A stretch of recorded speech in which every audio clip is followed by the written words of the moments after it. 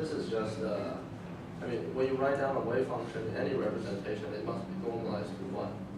Okay. Right? Yeah, you can think about this as, I could also represent the wave functions in momentum space. This is like Parseval's theorem. Right? Yeah. So, remember that to go from the momentum space to the coordinate representation, or the other way, they are related by Fourier transform.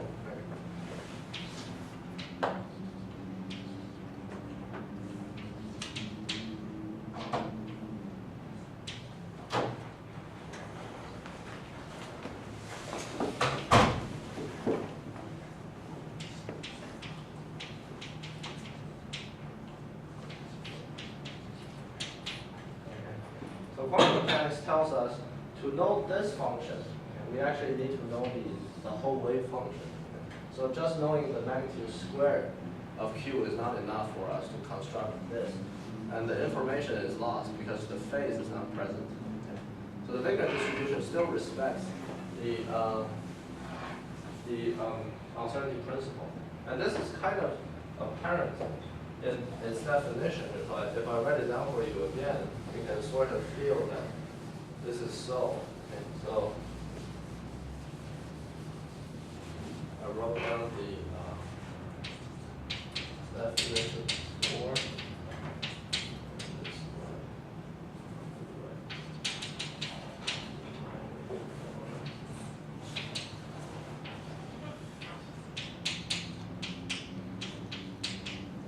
and the matrix element that we're taking from the density operator is not the diagonal element. We're leaving some space. So you can kind of picture this as, okay, if I write the density operator in terms of the coordinate basis, it's going to be some matrix. Okay. And now by doing this, I'm avoiding the middle section. I'm leaving some area blurred out. Okay, and I'm taking this, and I'm taking these things. Okay, so it tells you that the Wigner distribution, the definition allows the existence of this uncertainty principle, which is kind of what I sketched here. It takes a bit of imagining, thinking about this as taking the matrix element of some matrix. All right. So now let's consider the Wigner distribution of the coherent state. Okay. So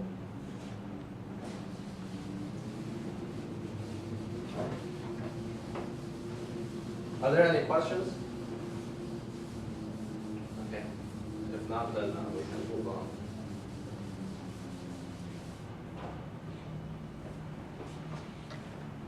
Oh yeah, before that I needed to make another definition of so the Wigner function have many definitions. Okay, so you have 1 over 2x here, and you can also make an equivalent definition of, say, ut is equal to 1 over 2 pi minus dx e to the I 2p x. Q plus x rho Q minus. Okay. What's good about this form is that it's symmetric between Q and P. Now you can maybe do this as an exercise. Try to convert this into representing the density matrix onto a momentum basis. Okay. So you're going to get a factor of 2 that you cannot get rid of. But in here, I will show you that okay, we can turn this into a rather symmetric form and onto the momentum basis representation. So how do we turn something from the coordinate basis to the momentum basis? We do Fourier transform. And in terms of direct notation, Fourier transform is doing what? Inserting the identity operator resolved onto the infinity to infinity. Let me call some momentum P prime. Okay. So we have one resolution of the identity as this. We'll need one here to turn this into some kind of plane wave, right? And then we'll need one here to turn this into some kind of plane wave. So the whole thing looks like a Fourier transform. So we need something over here.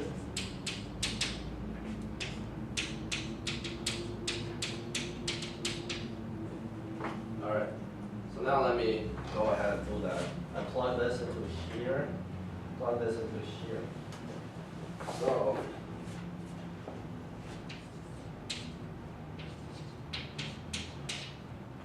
we have this 1 over pi h bar factor here.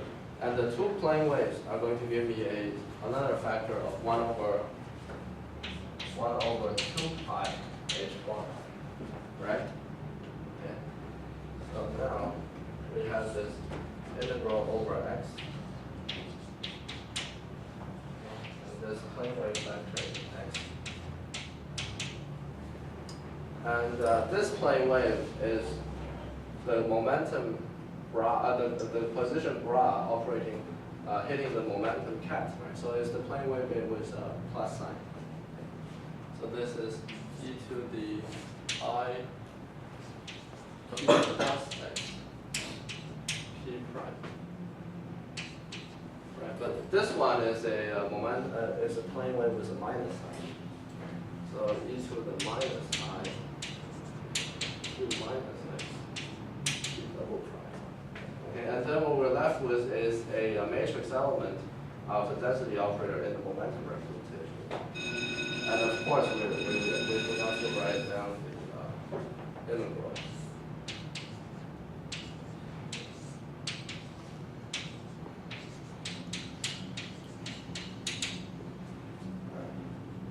So I'm writing e to the I p q plus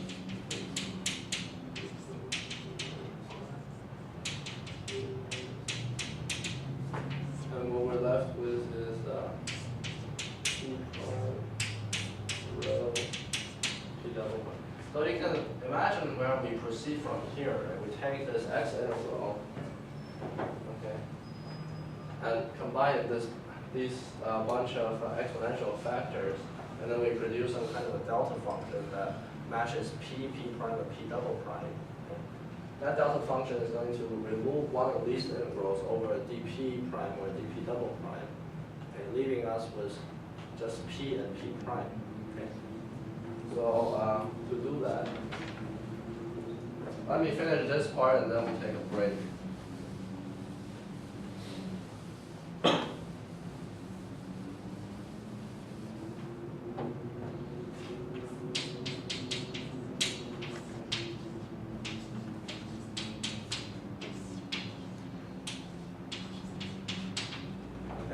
So from there, we can extract out whatever is not dependent on x.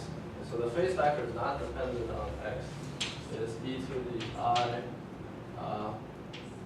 p prime plus p prime minus p double prime q, right? Let me check here.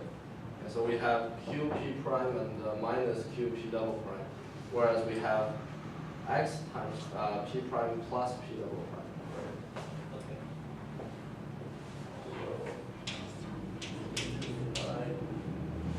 And then we have the x integral.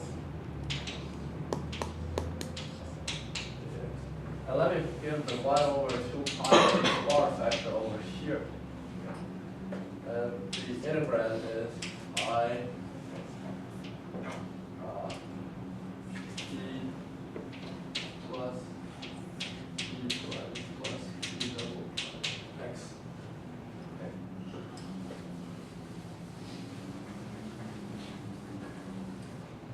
And then we just need to use p prime rho p double prime. Okay, so of course now this is going to give you a delta function in p plus p prime plus p double prime. Okay. So we match the terms by saying letting P double prime equal to minus P double prime P plus P prime. Okay. So going from here to here, we have this. Oh, wait, I forgot a factor of 2. Sorry. There's a factor of 2 here. So it must be this. So minus infinity, dp prime e to the time d prime minus plus p prime plus d. You can sort of see where this is going, right? You're just going to end up with, after shifting some terms, you're going to end up with the factor we want. And then this is p prime rho, okay, and this is minus 2p minus p prime. So now if I make a change of variables, I make p prime plus p some kind of a k, okay. So let me call 2 times p, 2 times, no, just p prime plus p is equal to k, okay? So this turns into minus k. This turns to e to the minus I 2k cube, which looks like e to the I, which looks like the thing we started with in the definition of the Wigner distribution, right? Which is 2ipx, right? But of course you're going the other way, so you have that minus sign. Okay, so we make this into minus k, which means that p prime, so now we're just trying to get rid of this p prime thing, make it into a more symmetric form over here. Okay. So it says that p prime is equal to minus k minus p. Right, so this turns into minus k minus p, and you can see that this will turn into k minus p. Okay. So now, if I put a minus sign on both sides of this, it turns into k plus p and k minus p, or p minus k over here, right? So in the end, as you expect, we get something like the Wigner distribution can also be written as 1 over pi h bar, okay, minus infinity to infinity, the k e to the minus 2i k cubed, okay, and then p plus k p minus k, okay, which is in a symmetric form, which is what we started with. So both of these will be useful when we consider the, both of these forms will be useful when we consider evaluating the Wigner distribution for the Schrodinger cat states and the Wigner state. Okay, and that we will do when we come back from the break.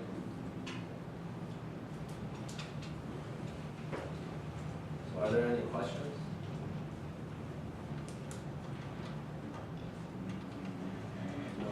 This looks like the conjugate of the other form when you wrote the integral and coordinate integral, right? This is momentum integral. Mm-hmm. You have the other form. Can you put them side by side and compare Okay. how they differ from each other, Okay. or how they look like each other?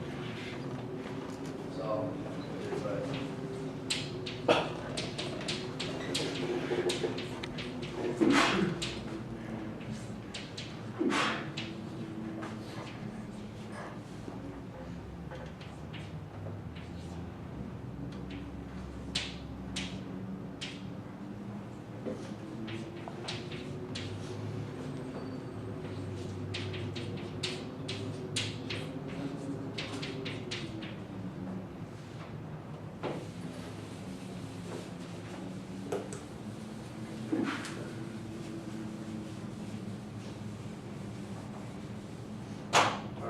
these are the two forms.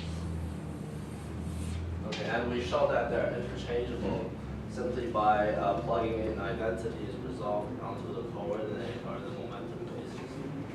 Just going for a transformation. Yeah, twice. So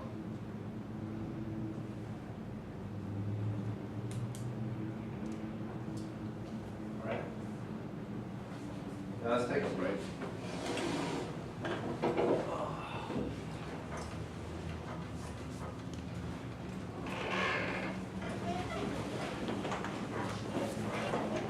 And also by